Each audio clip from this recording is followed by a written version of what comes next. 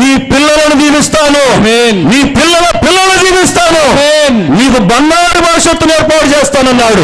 హల్లెలూయా, హల్లెలూయా, హల్లెలూయా, హల్లెలూయా, హల్లెలూయా.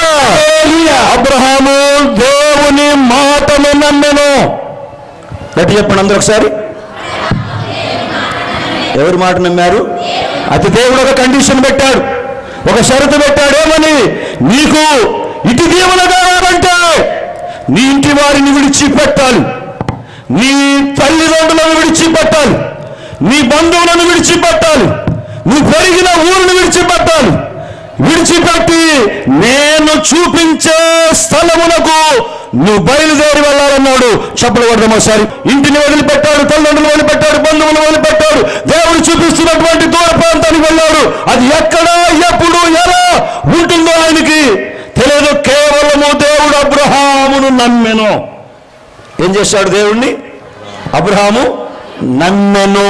Abraham భార్య ఒక కొత్త ఆలోచన చేసింది. మనుషులు తమ ఆలోచనలనే దేవుని ఆలోచనలుగా చెప్తున్నారు, తమ మార్గాలనే దేవుని మార్గాలకు చూపిస్తున్నారు.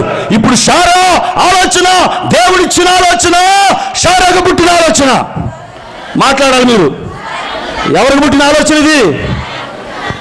ఫస్ట్ మీ కాడికే వస్తారు, జాగ్రత్త. విశ్వాసంలో గట్టిగా ఉండవలసింది స్త్రీలే. గట్టిగా చెప్పలు పడవలసారు దేవునికి. మీరే మీ ఇంటికి దీపం, మీ ఇంటిని నిలబెట్టుకోవాలి. మీరు గట్టిగా ఉండాలి. మీరు గట్టిగా లేకపోతే కొంప, అది మీకే తెలుసు. దేవునికి స్తోత్రము. హల్లెలూయా, హల్లెలూయా, హల్లెలూయా, హల్లెలూయా, హల్లెలూయా, హల్లెలూయా. చూడండి అమ్మా, ఈ రోజుల్లో చాలా మంది దేవుడి స్థానాన్ని ఇస్తాడు, ఇచ్చిన మాట నెరవేరుస్తాడు. వాగ్దానం ఇచ్చిన దేవుడు మాట తప్పేవాడు కాదు. ఆలస్యం అవుతుందేమో కానీ నిర్లక్ష్యం మాత్రం చేయడు. గట్టిగా చెప్పలు కొడదాం ఒకసారి. దేవునికి స్తోత్రము. హల్లెలూయా. జస్ట్ లేట్, కొద్దిగా లేట్ అవుతుంది.